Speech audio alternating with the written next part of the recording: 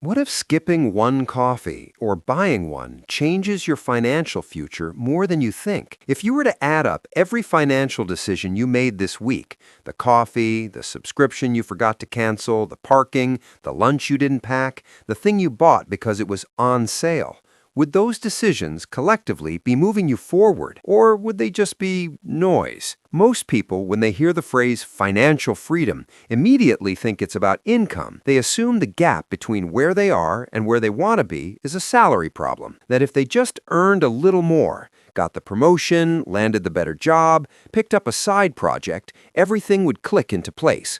But here's what's quietly uncomfortable about that belief. Studies consistently show that across the United States and Europe, the majority of people who receive a meaningful salary increase within 2 years have essentially the same savings rate they had before the raise, sometimes lower. The income went up, the freedom didn't follow. And that tells you something important. It tells you that the real variable isn't the number on your paycheck. It's the invisible architecture of small, daily decisions that nobody talks about because they don't feel significant enough to talk about. That's what this video is about. Not tricks, not shortcuts, not a list of habits to tape to your bathroom mirror.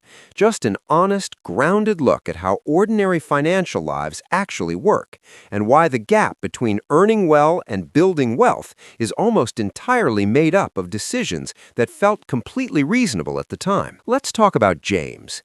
James is 29. He lives in a mid-sized city. Could be Cincinnati, could be Leeds, could be Lyon. The geography doesn't particularly matter because James's situation is not unusual. In fact, it's remarkably common. He studied for 4 years, graduated with a degree in business administration, spent 2 years in entry-level roles that felt like they were going nowhere, and then, around 27, landed the job he'd been working toward, a proper job. A grown-up job. He's now earning $62,000 a year in the United States, or roughly the equivalent to £42,000 in the UK, or about 48,000 euros somewhere in Western Europe. After taxes, social contributions, and health insurance deductions, James takes home approximately $3,900 a month. In Europe, depending on the country, that figure lands somewhere between 2,600 and 3,100 euros. For this story, let's work with $3,900. You can adjust the currency. The math scales similarly. On paper, $3,900 a month is solid. It's above the median household income per capita in most American cities. In many European countries, it places James firmly in the comfortable middle class. James doesn't feel particularly rich, but he doesn't feel poor either. He rents a one-bedroom apartment in a decent neighborhood, not luxurious, but not a compromise either, something that felt appropriate for someone at his stage of life. Rent, $1,350. About 2 years ago, James decided he needed a reliable car. Public transport in his area was inconsistent. He wanted something that looked presentable, because he occasionally drove to client sites for work. He financed a used 2021 sedan, sensible choice, he thought, with a $380 monthly payment over 60 months. He has one credit card. He uses it responsibly, he believes. He pays most of it most months. The current balance sitting on it is around $1,800. Not alarming, just there. He has a student loan from his degree, monthly payment $210. And he has a life. Dinners, weekends, streaming services, a gym membership he genuinely uses 3 times a week, work lunches, the occasional trip, clothes that fit the professional environment he now operates in. At the end of each month, James saves somewhere between $180 and $300, depending on how the month went. He's aware that it's not enough, but he tells himself he'll fix it properly once things settle down, once the loan is paid, once he gets the next raise, once life gets a little less expensive. He's been saying that for about 18 months. Here's where it's worth slowing down and looking at James's situation not emotionally, but structurally, because from the outside, nothing James has done looks irresponsible. He didn't buy a luxury car. He didn't take an extravagant holiday on credit. He didn't make any single decision that in isolation you could point to and say, that was the mistake. And that's precisely the problem. Let's lay out his monthly obligations clearly. Rent, $1,350. Car payment, $380. Car insurance, which he pays monthly, $140. Student loan, $210. Credit card minimum, he pays more than this, but the baseline obligation, roughly $90 on interest and fees when the balance lingers month to month. Phone, $65. Subscriptions, streaming, cloud storage, one news site, a music app, $62. Gym, $45. That's $2,342 in fixed or near-fixed monthly outflows before James has bought a single meal, filled his tank, or replaced a pair of shoes. On a $3,900 take-home, that leaves $1,558 for everything else. Groceries for a single adult in a mid-sized American city average between $320 and $380 a month. Call it $350. Transport costs beyond the car payment, fuel, occasional parking, maintenance contributions, roughly $180 a month. That leaves $1,028 for what most people would loosely call living. Restaurants, social occasions, clothing, personal care, small purchases that feel trivial individually but aggregate into something significant. Research from consumer spending databases in both the US and UK consistently show that this category, often labeled discretionary spending, averages between $700 and $950 per month for single professionals in James's income bracket. Not because they're reckless, but because modern life in a reasonably active city costs money, and social participation costs money, and professional presentation costs money. Take $820 as a reasonable midpoint. That leaves James with $208, which aligns almost exactly with what he told us he saves. Now here is the part that deserves real attention. James is not saving $208 because he's irresponsible. He's saving $208 because his fixed obligation structure consumes the mathematical space where savings would otherwise live. He made a series of individually sensible decisions: a reasonable apartment, a practical car, a degree that required a loan, a normal social life, and the compound effect of those decisions created a structure that leaves almost no room. His financial situation isn't a behavior problem in the conventional sense. It's an architecture problem. And architecture, unlike impulse spending, is much harder to see. There's a concept in behavioral economics called commitment escalation. It's not a complicated idea, but it's a quietly powerful one. It describes the human tendency to make a series of decisions, each of which feels justified in relation to the last, until you arrive at a position that, if you'd seen it from the beginning, you might have constructed very differently. James didn't sit down one afternoon and decide to allocate 60% of his income to fixed expenses. He made a series of choices, each one feeling appropriate for the moment it was made. The apartment made sense when he got the job.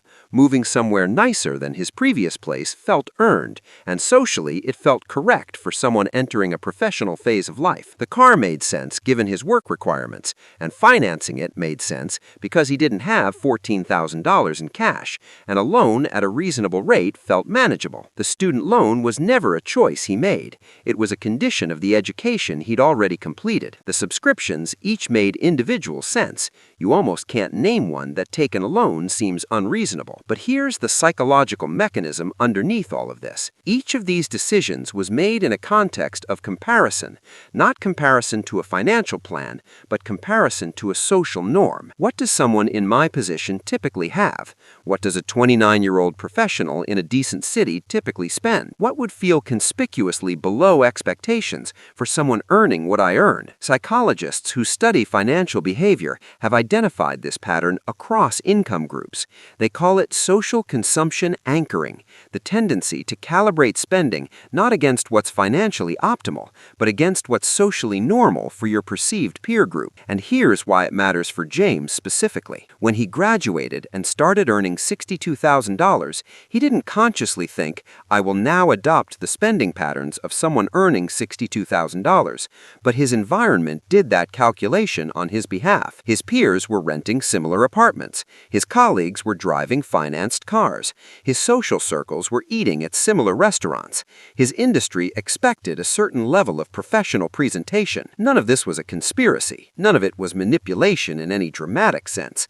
It was simply the quiet, relentless pressure of normalcy doing what it always does, defining the baseline and making anything below the baseline feel like deprivation, even when it isn't. And the result is a generation of James-like individuals across the United States and Europe who are earning genuinely decent incomes, meeting their obligations, functioning perfectly well by every external measure, and quietly treading water financially year after year. Let's follow James forward. At $208 average monthly savings, James saves roughly $2,496 in a year. If he keeps that in a standard savings account with minimal interest, which most people do because investing feels complicated and slightly scary, in 5 years he has approximately $12,500. That's not nothing, but at 34, with no meaningful investment base, no growing assets, and a lifestyle that by then will likely have expanded rather than contracted,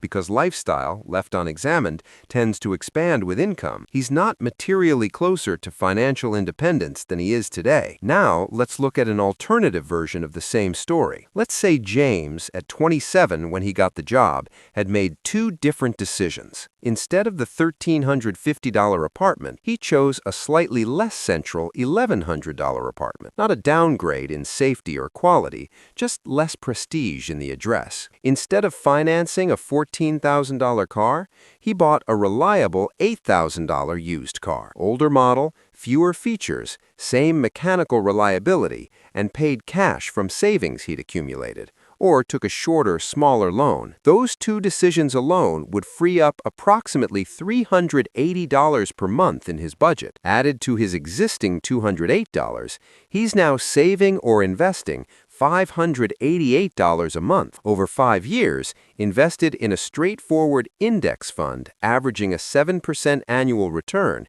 a historically conservative estimate for diversified market investments over long periods. That $588 per month becomes approximately $41,600. Over 10 years, roughly $97,000. The difference in lifestyle between James version A and James version B? Marginal, genuinely marginal. A slightly shorter commute traded for a slightly less prestigious postcode. A car without a touchscreen display in exchange for a car that still gets to work reliably every morning. The difference in financial position at 39? Nearly $85,000. That gap?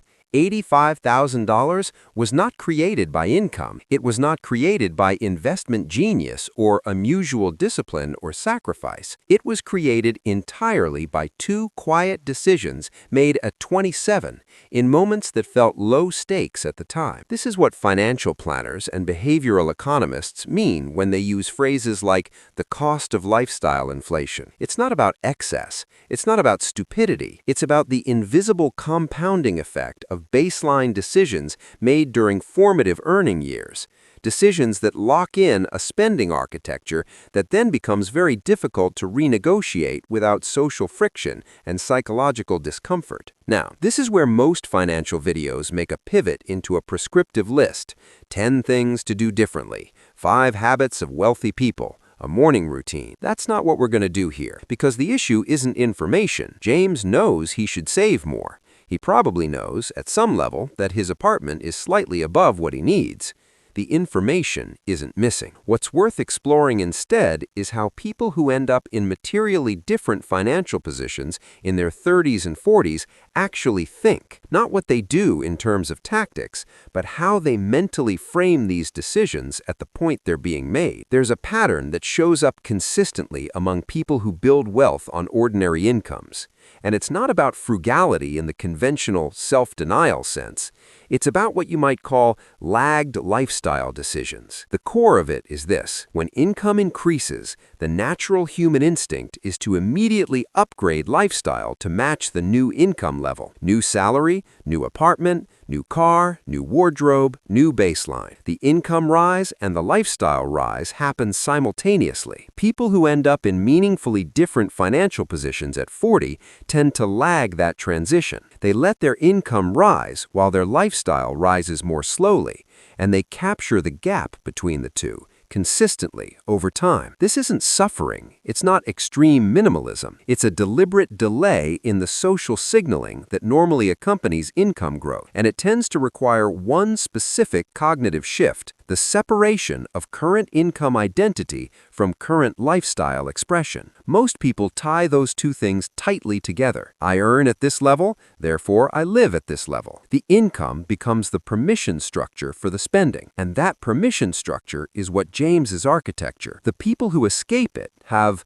often not through formal financial education, but through observation or experience, decoupled those two things. They've developed a quiet comfort with a lifestyle that doesn't fully reflect their income, not because they're in denial, and not because they don't enjoy things, but because they've internalized the idea that a rising bank balance and a growing investment account are also a form of quality of life. They just don't photograph well. There's also a different relationship with debt among this group. Not an ideological one, not a debt is always evil position, but a structural one. They're acutely aware of what a fixed monthly obligation does to their decision space. Every committed outflow narrows the range of choices available to them, and they value optionality, the freedom to change direction, take a risk, handle an emergency, more than they value the object the debt was used to acquire. That's not a tip, it's a framework. And frameworks are what actually change behavior over time, in ways that tip lists never quite manage to do. James is going to be fine. That's worth saying clearly. He's not heading toward disaster. He's not making catastrophic errors. By most conventional measures, he's doing reasonably well for his age. But there's a version of James at 45 who looks back and sees a decade and a half of solid earning that didn't translate into much financial progress, and spends some portion of his mental energy trying to understand how that happened, given that he never felt like he was being reckless. And there's another version of James at 45 who made 2 or 3 slightly quieter choices in his late 20s, choices that felt like minor inconveniences at the time, and is now sitting on a meaningful financial foundation that gives him options, real options, not theoretical ones. The gap between those two versions of James is not talent, it's not income, it's not luck in most cases. It's the awareness, developed early enough to matter, that small daily decisions aren't just transactional, they're architectural. They build the structure within which your financial life either grows or stays exactly where it is. That awareness doesn't come from a single video.